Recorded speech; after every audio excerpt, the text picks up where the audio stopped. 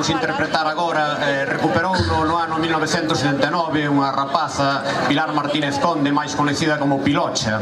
É un tema que parece que ten orixe portugués, moi claro non temos, pero polo título parece que sí, pero está moi implantado xa en todas as romerías e festas galegas. E nós, como corresponde con un grupo festeiro, agora vamos interpretar e contamos que vos todos, se non sabedes a letra, polo menos o retrouso si o sabedes, cantedes con nós o San Cristán de Coimbra. Bueno.